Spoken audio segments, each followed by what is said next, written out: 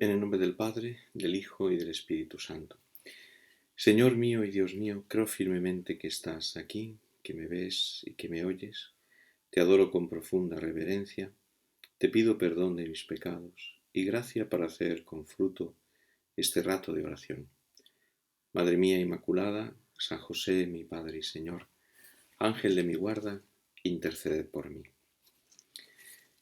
Vamos a meditar hoy en este domingo 26 del tiempo ordinario, un texto del Evangelio de San Mateo que nos propone la liturgia de este día.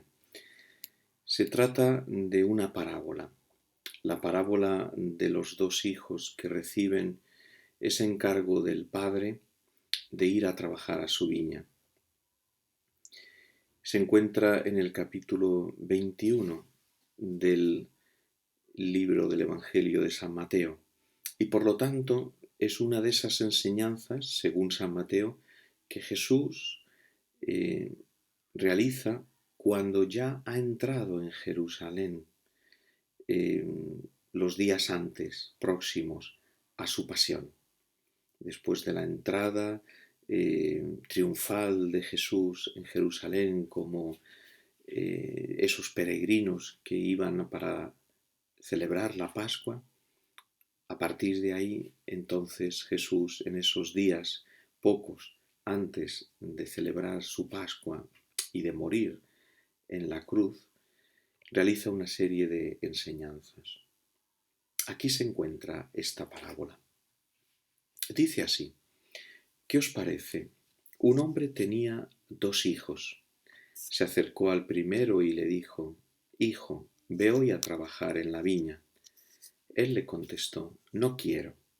Pero después se arrepintió y fue.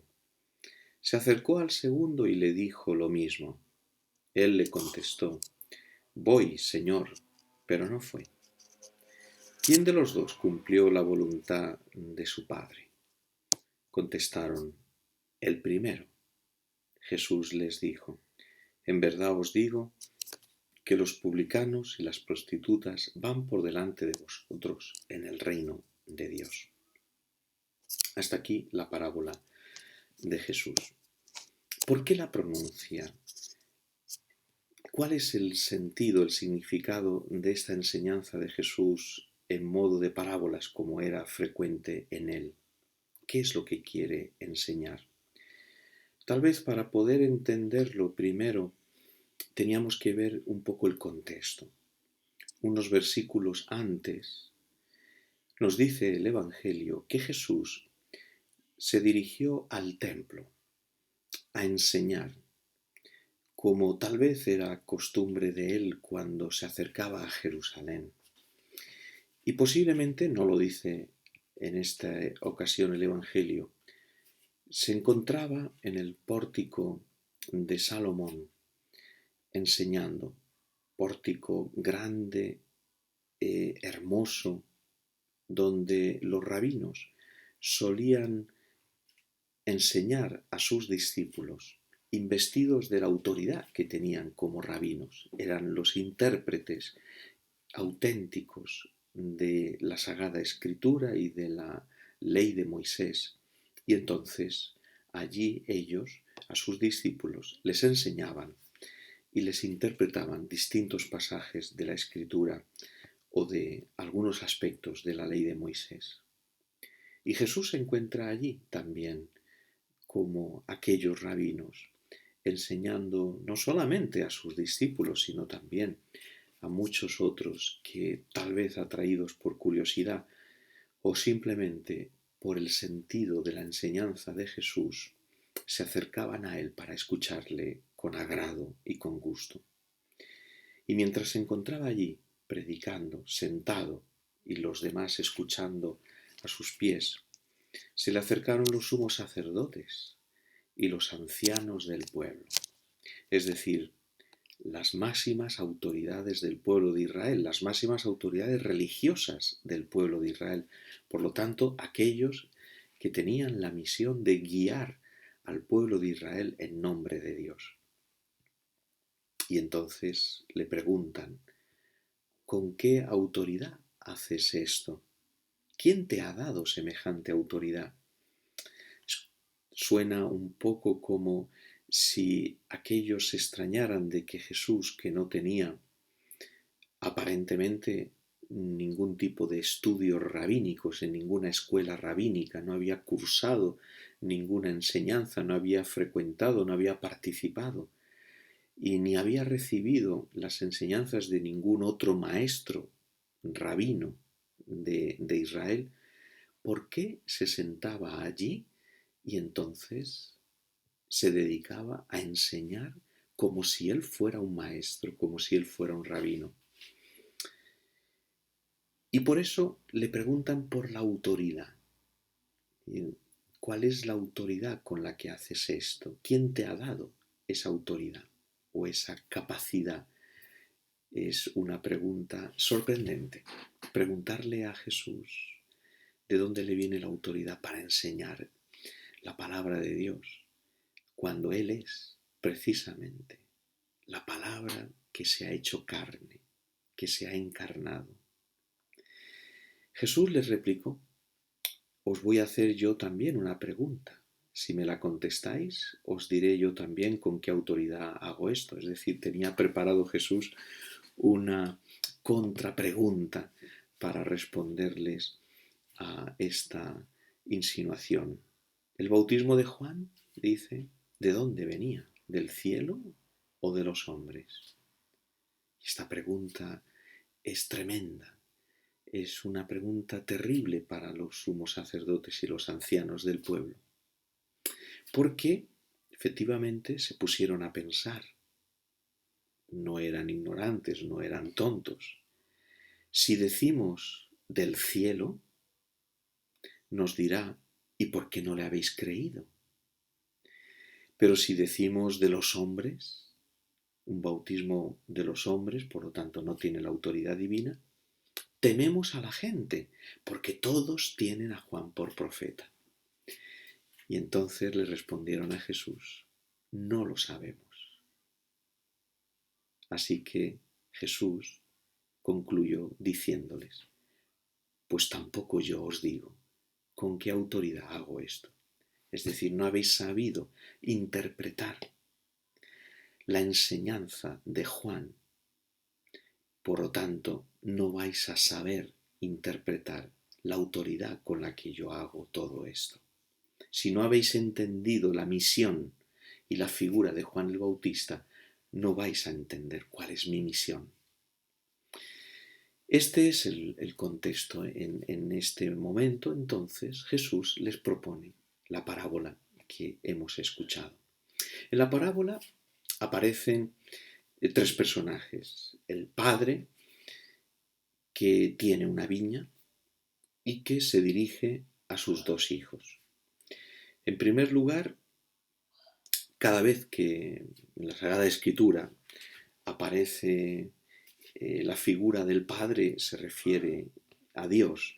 Y también cada vez que aparece en el Antiguo Testamento la figura del Hijo, para los israelitas, el Hijo se refiere a Israel. Ya en el capítulo 11 del profeta Oseas habla Dios de mi Hijo al que saqué de Egipto, refiriéndose evidentemente al pueblo de Israel. Y este padre le dice al hijo, al primero de ellos: hijo, ve hoy a trabajar en la viña. Y él le contestó: no quiero. Pero después se arrepintió y fue. El Evangelio, en esta parábola, dice algo que puede parecer insignificante o que no tiene demasiada relevancia, pero que es muy importante. Dice Jesús en la parábola que el Padre se acercó al primero. Es ese acercarse del Padre al primero y le dijo: hijo, ve hoy a trabajar en la viña. Se acerca el Padre dando a entender todo ese afecto paternal ese amor, esa ternura, esas entrañas que se conmueven ante el amor del Hijo, ante la figura del Hijo, porque es un Padre lleno de amor y que vela con solicitud por lo mejor del Hijo.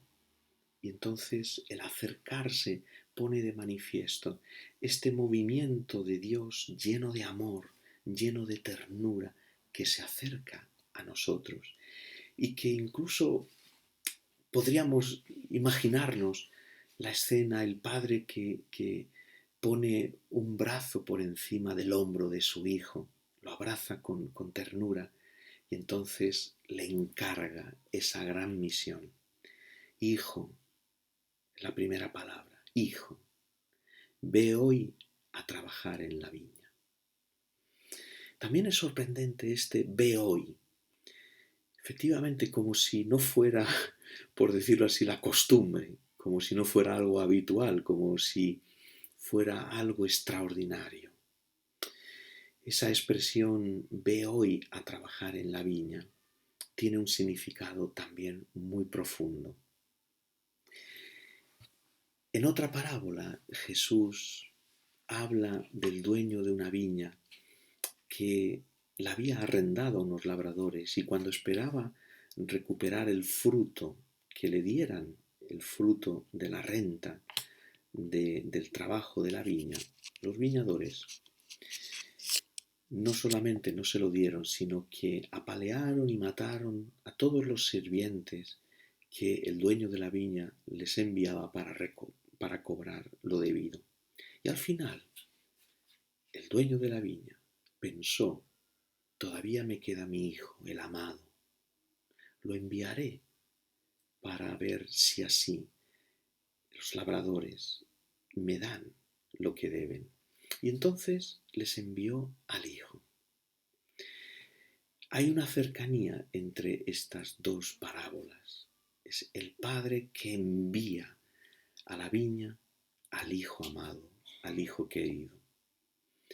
Ve hoy a trabajar en la viña, teniendo en cuenta que la viña del Padre en la Biblia es ese pueblo de Israel que ha cultivado Dios, que lo ha rodeado de amor, de cuidados, de la premura y la solicitud de su amor de Padre y que espera recuperar los frutos, recibir a cambio de ese cuidado y de ese amor el fruto sabroso de la uva y que en cambio a veces no recibe ese fruto del amor, sino más bien el fruto amargo del odio, del amor propio, de la vanidad, de la soberbia. La viña es de donde se recoge la uva y la uva después es de donde se produce el vino. Y en la Biblia el vino es el símbolo de la fiesta, de la alegría, del amor. Es el símbolo de esa alegría, de esa fiesta que será la que recorra todas las bodas, la alianza de bodas entre Dios y su pueblo. Por eso el encargo de ir hoy a trabajar en la viña es el encargo del Padre, es el encargo de Dios de entregar tu vida, de dar tu vida, de salir de ti mismo, de no pensar en ti y trabajar en la viña para producir el vino del amor, el vino de la alegría, el vino de la fiesta de Dios, del encuentro de amor, de esa boda de amor, de esa alianza nupcial entre Dios y los hombres. Ese es el gran trabajo. Ve hoy, es decir, ha llegado el momento. Ha llegado el momento de ir a cumplir esta misión. Ha llegado el momento de hacer aquello que tienes que hacer, que es necesario hacer, que es lo que el Padre te pide que hagas. Es el cumplimiento de tu vida, el cumplimiento de tu misión, aquello para lo que Dios te ha creado. Es que salgas de esa vida cómoda, estrecha, limitada, en los estrechos límites de tu egoísmo y de tu comodidad, y que empieces a pensar en grande, pensar con el horizonte grande de Dios, pensar en las cosas de Dios, en el amor de Dios, en la entrega de Dios. Es el momento de darse por completo, para producir, para crear a nuestro alrededor la alegría de Dios. Y el hijo le responde inmediatamente: no quiero. Y esto no nos debe de sorprender, tampoco nos debe de producir una sensación de enfado hacia este hijo, como si estuviera haciendo algo que realmente es horroroso. Porque en realidad, en esta negativa, en este rechazo a hacer lo que Dios le pide, se encuentra tantas veces esas reacciones nuestras de rechazo a lo que es la voluntad de Dios, a lo que vemos que Dios nos pide y que es tan grande, es tan importante, es algo que va más allá de nuestra propia naturaleza, que nuestra propia naturaleza siente como una especie de rechazo y de rebelión. Y no nos debe de extrañar. Un asomo de este rechazo, aunque fue mínimo, un asomo lo sintió Jesús también en el huerto de los olivos, cuando sabía que había llegado su hora, ese ve hoy a trabajar en la viña. Él percibía que había llegado su momento, su hora de entregar su vida, de dar su vida por la salvación de los hombres. Cuando él se dio cuenta y sabía perfectamente que había llegado la hora, había llegado el momento de iniciar su pasión dolorosa, su muerte en la cruz, para pasar a la resurrección, también su naturaleza humana se sintió conmovida y sintió la repulsión, el rechazo y una rebelión interna. Jesús le dijo a sus apóstoles, a sus discípulos, en aquella noche: siento angustia de muerte. Venid conmigo a rezar, velad y orad para no caer en tentación. Y Jesús sintió que su cuerpo se rebelaba, que su carne humana estaba como llena del temor ante la muerte, ante el dolor, ante el sacrificio. Era la rebelión, el rechazo de la carne a entregarse, a darse por amor para la salvación de los hombres. Y Jesús lo sintió también, pero él reaccionó: que no se haga mi voluntad, sino la tuya. Por eso no nos debe de extrañar también que nosotros, en distintas ocasiones en nuestra vida, cuando percibimos, cuando sabemos que Dios nos pide algo que es grande, algo que es realmente alto, espiritual, que va más allá de nuestras fuerzas humanas, entonces también podemos sentir ese rechazo, esa rebelión, ese tirarnos hacia atrás, ese sentir miedo, y entonces responderle: no quiero.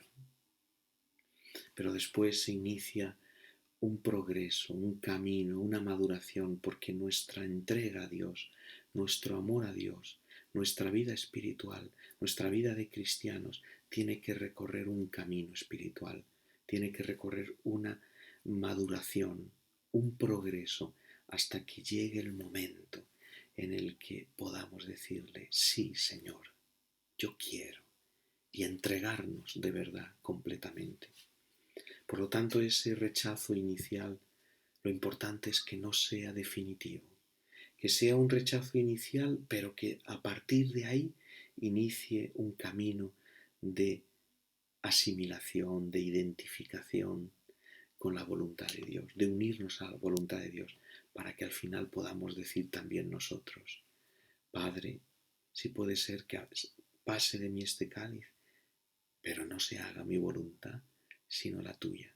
Esto es lo importante, esto es lo que tenemos que aprender los cristianos, esto es lo que rezamos continuamente en el Padre Nuestro, esto es lo que es ser cristiano, esto es lo que significa ser hijo de Dios, poder decir con todo nuestro corazón, con toda nuestra mente, pero también con toda nuestra carne que se estremece, que es limitada, poder decir también nosotros, hágase tu voluntad, hágase tu voluntad. Esto es lo que hay que hacer.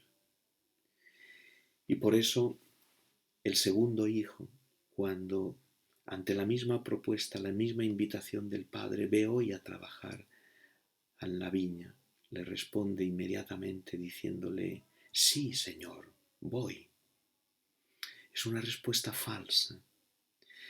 En esta expresión, sí, Señor, se encuentra como un eco de lo que Jesús criticó en el capítulo 7 de este mismo Evangelio de San Mateo, cuando decía, aquellos que dicen Señor, Señor, pero después no hacen la voluntad del Padre, no cumplen la voluntad del Padre. No basta con decir de boca Señor, Señor. No basta con honrar a Dios con la boca. No basta con decir de palabra que seguimos al Señor, si después nuestras obras no la acompañan, si después esas palabras nuestras de aceptación de la voluntad de Dios, de querer trabajar, de entregarnos al Señor, no van acompañadas por la entrega real y efectiva de toda nuestra vida. No es suficiente con decirle, sí, Señor, voy, pero después, en nuestra vida, nos quedamos igual que antes o peor.